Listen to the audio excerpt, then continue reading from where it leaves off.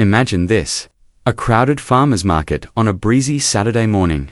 Laughter, chatter, and the aroma of fresh bread fill the air. Among the crowd, a heavyset farmer gently arranges tomatoes on his stall, quiet, unnoticed. The sudden roar of motorcycle engines breaks the calm.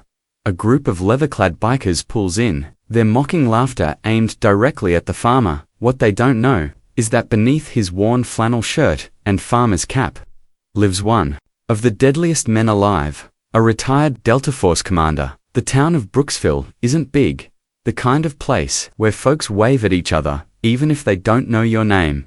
The farmer's market happens every Saturday, right in the town square. Cobblestone paths, wooden stalls with faded signs, and a big oak tree right in the center. That morning, the sky was a clear blue, with just a few lazy clouds drifting by. Kids ran around with ice creams.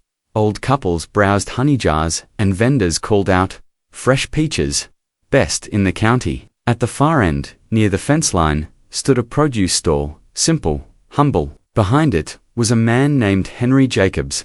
Henry was, well, easy to spot. Broad-shouldered, a bit round around the middle, with a thick beard peppered with grey.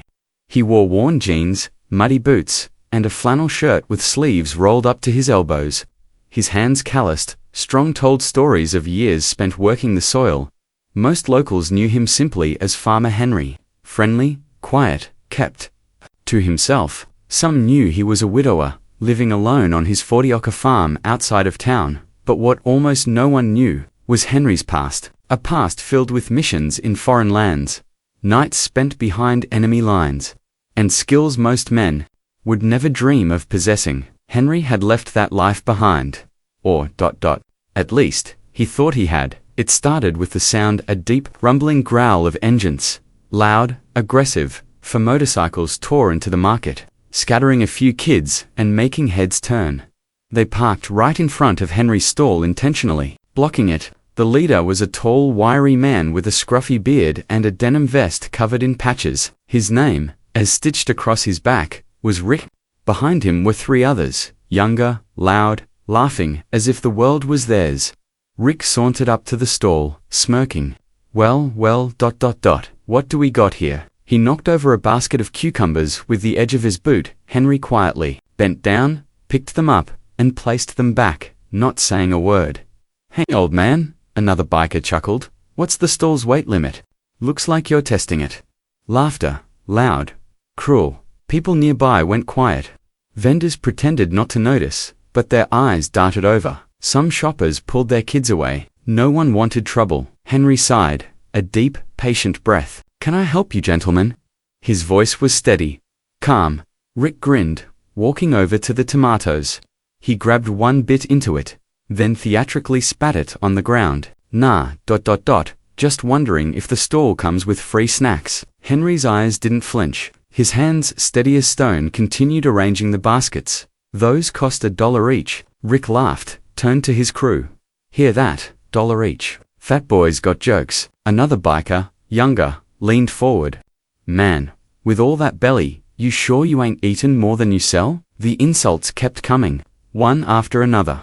But Henry stood still, calm, breathing, watching his eyes, deep blue, scanning, calculating, watching their feet, their posture, their hands, where they stood, how they moved. It was muscle memory, years of training kicking in without effort.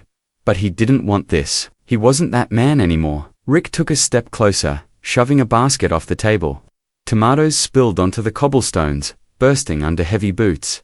"That was unnecessary," Henry murmured. Rick's grin widened. "What's unnecessary? Is a fat old man pretending he's got any say in this?" A pause. Henry slowly straightened up, full height now, taller than he looked when hunched over produce. His frame, broad, solid, the kind of weight that wasn't just fat, it was muscle built under decades of hard work. His voice, lower now, firmer. "You boys, should pick those tomatoes up." Rick laughed. "Or what?" Henry's eyes, shifted, not threatening, not angry, just, cold, empty. The same eyes that once stared through rifle scopes in far-off deserts. "Or you're gonna learn something you won't forget." The tension thickened. A woman nearby gasped, Vendors whispered. Some pulled out their phones. Others quietly disappeared into the crowd. Rick stepped forward, finger jabbing at Henry's chest.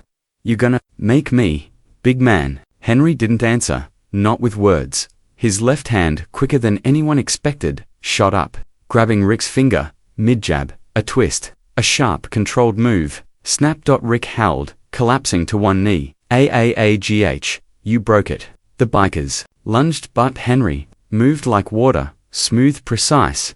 The first one swung a wild, untrained punch. Henry sidestepped, grabbed the man's wrist, yanked him forward, and with a shoulder roll, sent him sprawling face first into the tomato crates.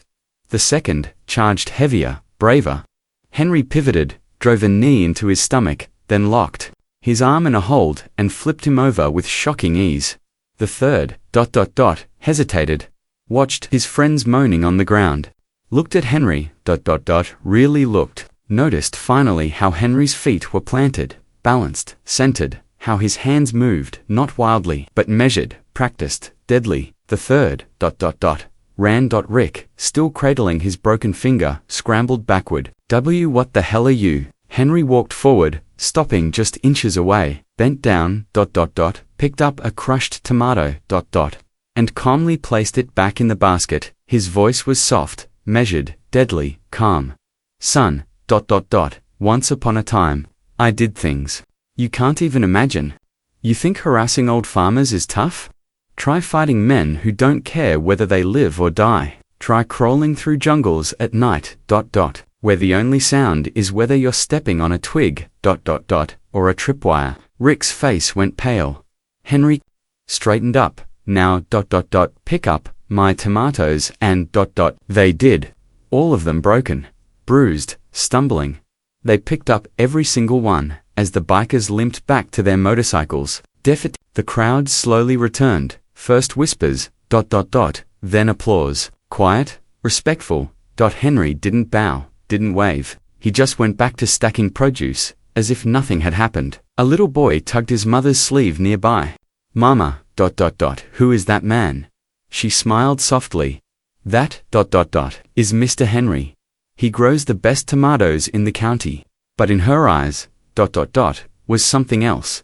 Respect and knowing glance, because now, the town of Brooksville knew something they hadn't before. Behind the quiet farmer's hands, behind the gentle eyes and round belly, lived a warrior, a protector, and maybe, just maybe, that's all he ever wanted to be. You never really leave the fight.